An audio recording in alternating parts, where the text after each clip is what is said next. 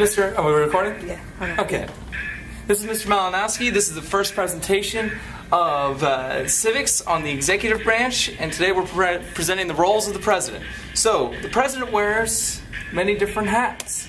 The first is commander-in-chief. This means that the president controls the military. All decisions relating to the Army and the armed forces are part of the president's responsibility. So, for example, when President Franklin Roosevelt ordered Dwight Eisenhower into D-Day to invade Germany, that was one. But that's not the only hat. The president is the chief executive. This means that he enforces the law. It's like he's in charge of all the different police. And this is supposed to be a police hat here, but it's probably a bad one.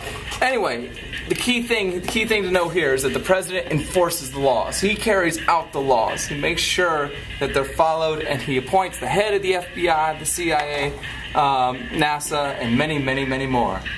But that's not all.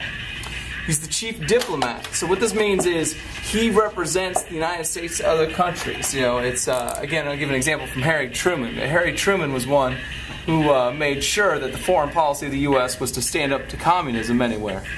Today, that means standing with Japan as they recover from a terrible earthquake, and it means making treaties, and it means ambassadors picking the people to represent the country. But that's not all.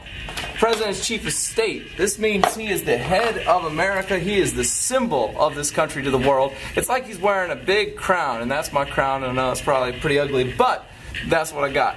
Alright, so he is the symbol of the United States to the world. He is also the chief legislator. Okay, so this is, he gets to decide whether bills are signed into law or not. So I'm going to give him a big veto hat. And what this means is that he can say no to any bill that he doesn't like. So for example, today he said he's going to say no to any bill that does not give more money for schools.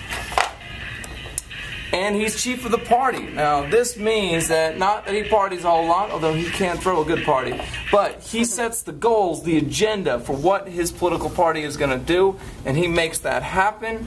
And that's supposed to be a party hat, but he makes sure that they try and win their election. And finally, he is chief citizen. He represents and sets a model of community service, of respect toward others, for Americans everywhere, and that is his goal there. And he's going to make a USA hat. But those are the different hats he wears. So let's stop there, and we'll get to the next segment in just a minute. Ready?